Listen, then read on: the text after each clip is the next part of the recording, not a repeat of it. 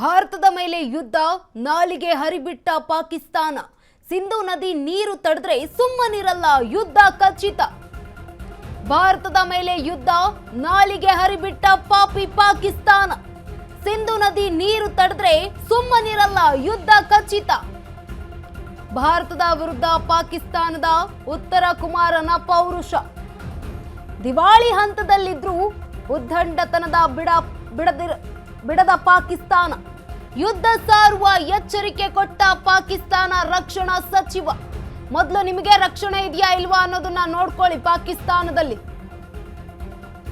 ಸಿಂಧು ಜಲ ಕೂಡ ನಮ್ಮ ರಾಷ್ಟ್ರೀಯ ಭದ್ರತೆಯ ಭಾಗ.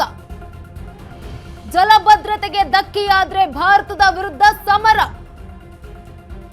ನೀರು ತಡೆಯುವ ಪ್ರಯತ್ನದ ಪುರಾವೆ ಸಿಕ್ಕಿದ್ರೆ ಯುದ್ಧ. ಮಿಲಿಟರಿ ಕ್ರಮ ಕೈಗೊಳ್ಳಲು ನಾವು ಹಿಂಜರಿಯುವುದಿಲ್ಲ. ನಿಮ್ಮಲ್ಲಿ ಮಿಲಿಟರಿ ಇದೆಯಾ ಅನ್ನೋದನ್ನ ನೋಡ್ಕೊಳ್ಳಿ ಮೊದಲು ಅಂತ ಹೇಳಬಹುದು.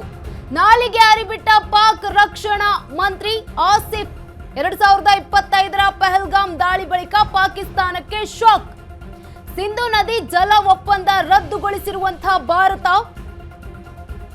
ಪಾಕ್ಗೆ 80% ನೀರು ಪೂರೈಸಿರುವ ಸಿಂಧು ನದಿ. ಭಾರತದ ದೃಢ ನಿರ್ಧಾರದಿಂದ ಕಂಗಾಲಾಗಿದೆ ಪಾಕಿಸ್ತಾನ. ಭಾರತದ ದೃಢ ನಿರ್ಧಾರಕ್ಕೆ ಈಗ ಕಂಗಾಲಾಗಿದೆ ಪಾಪಿ ಪಾಕಿಸ್ತಾನ. ಭಾರತದ ಮೇಲೆ ಯುದ್ಧ, ನಾಲಿಗೆಯನ್ನ ಮತ್ತೆ ಹರಿಬಿಟ್ಟಿದೆ ಪಾಕಿಸ್ತಾನ. ಸಿಂಧು ನದಿ ನೀರನ್ನ ತಡೆದ್ರೆ ಸುಮ್ಮನಿರಲ್ಲ, ಯುದ್ಧ ಖಚಿತ ಅಂತ ಹೇಳಿರುವಂಥದ್ದು.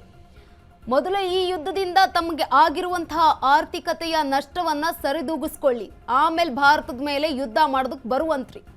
ಉತ್ತರನ ಕುಮಾರ ಪೌರುಷ ಅಂತಾರಲ್ಲ, ಆ ರೀತಿಯಾಗಿ ಮಾಡ್ಕೊಳ್ಳೋದಕ್ಕೆ ಹೋಗಬೇಡಿ. ಯುದ್ಧ ಸಾರುವ ಎಚ್ಚರಿಕೆಯನ್ನ ಕೊಟ್ಟಿರುವಂತಹ ಪಾಕಿಸ್ತಾನ ರಕ್ಷಣಾ ಸಚಿವ ಆಸಿಫ್ ಕಜ್ವಾಜ್. ಉದ್ದಂಡತನ